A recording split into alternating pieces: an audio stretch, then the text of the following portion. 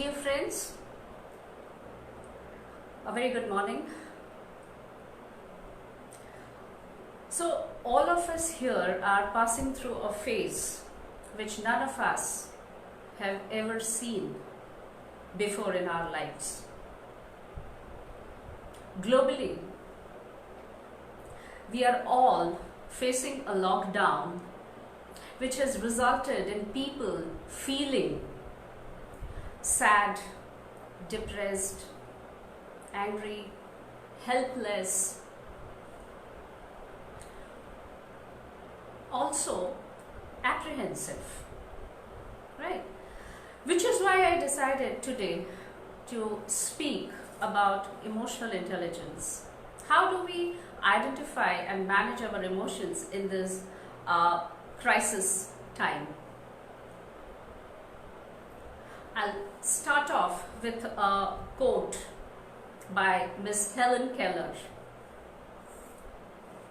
She said that the most and the best beautiful things in life are not to be seen and touched, but they have to be felt with your heart. So let's define what emotions are.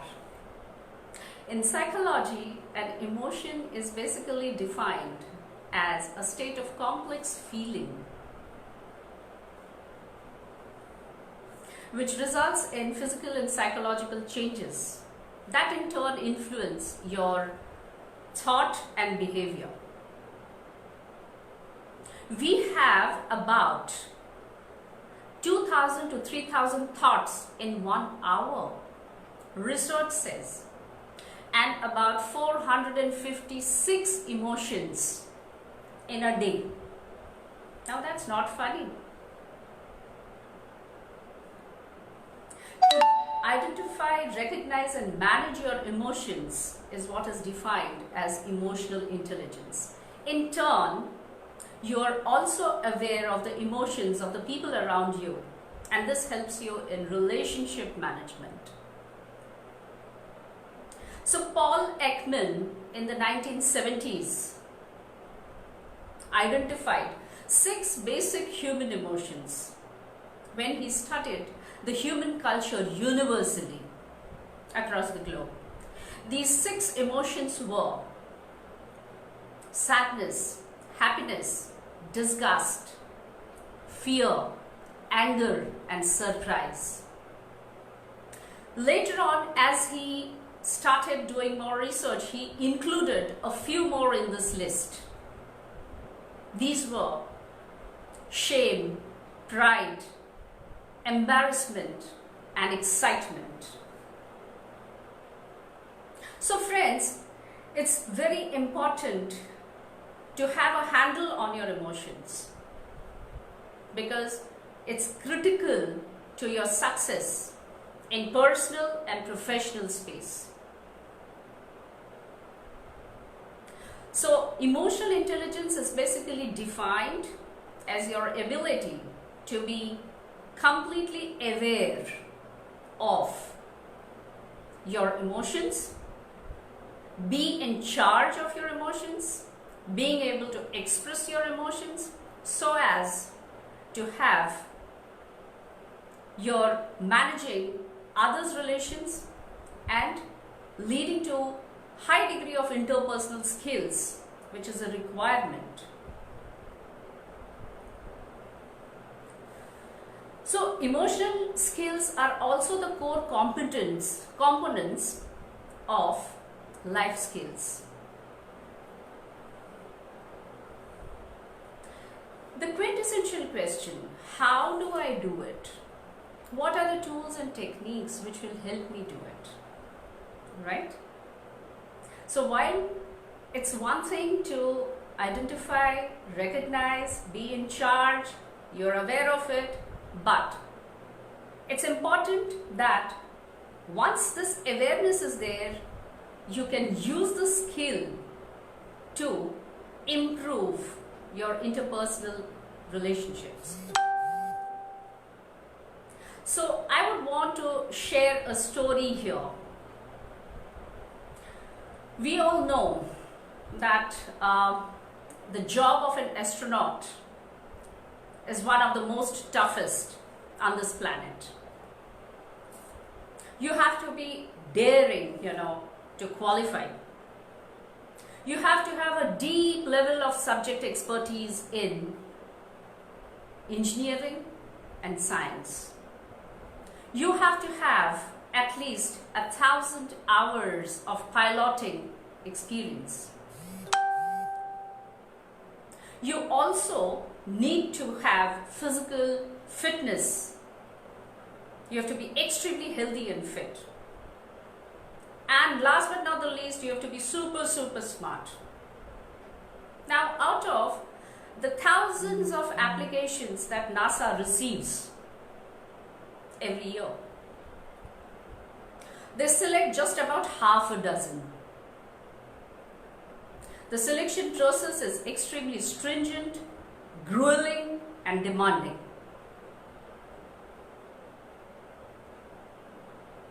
So here I'm going to share the story of Lisa. Lisa had all of these skills.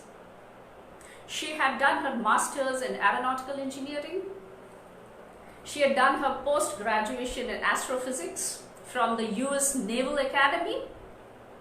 She had flown air missions for the US Navy in the Pacific for 5 long years. So clearly, she's super intelligent with a very high level of IQ. She's also one of those fortunate few to have landed this job of an astronaut. 5 years down the line, while she's working in her job, she comes across this colleague who makes absurd and lowly comments about her family in front of a forum. She loses her cool, and in a fit of rage, she decides to confront this woman, the colleague, in the parking space. Of all the places, she decides to confront this woman in the parking space. She's gone there with pepper spray, zip ties, and garbage bags. So she has this vague plan, thought through, to kidnap this woman. And while she is in the act, there is police intervention because she suffers an emotional breakdown and she's arrested. Friends, why would Lisa, with such high levels of IQ and a super smart astronaut, resort to such stupidity? Let's understand. So clearly, Lisa was not in charge of her emotions. So research says that along with IQ or the intelligence quotient, it's also important to have a high degree of emotional quotient. Academic intellect alone isn't enough. Your technical proficiency is not going to win you a prize.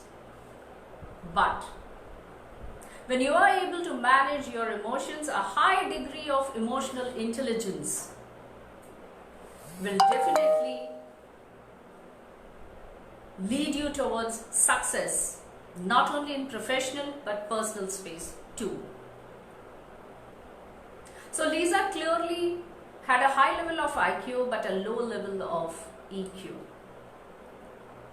The need to balance your emotions in personal and professional space is critical for all of us, especially in today's world. More so because we are right now undergoing a crisis situation, which was not even anticipated. So let's look at a few of the tools to understand how we can raise our levels of emotional intelligence. So the first among them being practice self-awareness. 2, channelize your emotions. And 3, learn to motivate yourself. Now when I say learn or practice self-awareness, there are 3 ways. There are 3 levels to be done to understand your behavior. So here we will see that first is to understand, what you are doing. 2, how do you feel when you are doing that? And 3rd, what you do not know about yourself, and that's the most difficult part. If you lack self-awareness, it's like you are sitting in a small boat without a sail on top of a sea of emotions, completely at the whims of the currents, which keep changing every moment, which means that you do not know where to go and how to go. All that you do is yell and scream. So practicing self-awareness is extremely critical. The second step, channelizing your emotions. So first, let's understand what is emotion. So these are basically a sense, or you could say these are feelings, which tell you to look at something. Now, after looking at it, whether you want to do something about it or you do not want to address it are 2 separate conversations. If you really want to address it, then you will decide the course of action or the call to action, right? Which is well thought through. Unlike Lisa, who did not do a well-designed plan. She could not execute a well-designed plan, which is why she failed. Now, emotions cannot be categorized as good and bad. It's the reaction to the emotions which are good or bad. So, let me give an example.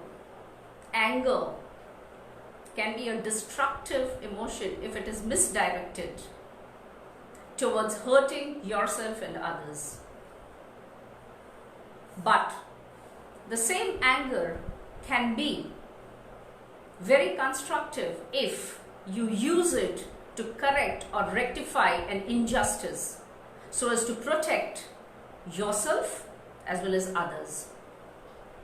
Similarly, if you look at the emotion called joy,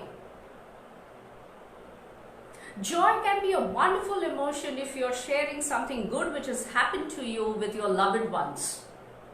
But the same joy can be a horrifying emotion if I am deriving it out of hurting others.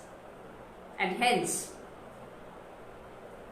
managers, leaders, students, parents, teachers across, we need to be careful to develop a high level of intelligence quotient, or you can say a high level of emotional intelligence, a high level of emotional quotient where it's a direct impact on the performance of an organization or team that they are leading.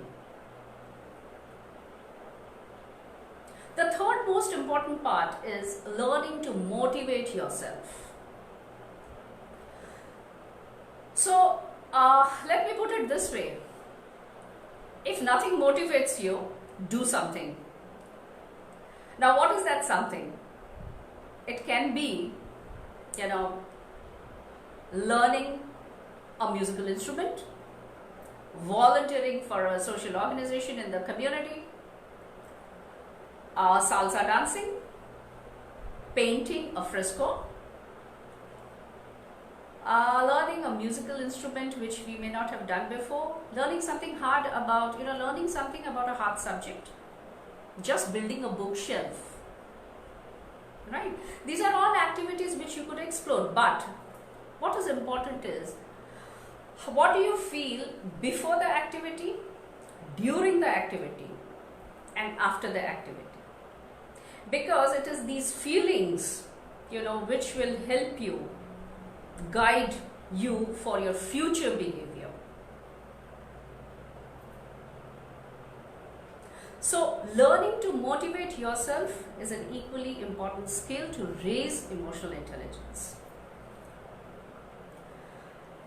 When we say that, if I have to really summarize these points, I would say that overall, emotionally intelligent people are extremely kind, easygoing, respectful, and understanding. While some of us have a very positive outlook very naturally, there are some, who need to acquire these skills and traits and then inculcate it further. So, emotional intelligence, critical to success. At the same time, a simple act of kindness just takes 1 second. So, my only request to all of you is, slow down a bit. Identify your actions and emotions. See how it is impacting others around you. Because to be kind takes only 1 second, but the benefits, they far outweigh the cost. There's nothing wrong in being angry, right? All of us, it's easy to be angry, but what is not easy? Let's understand that. And friends, please concentrate on the prepositions here.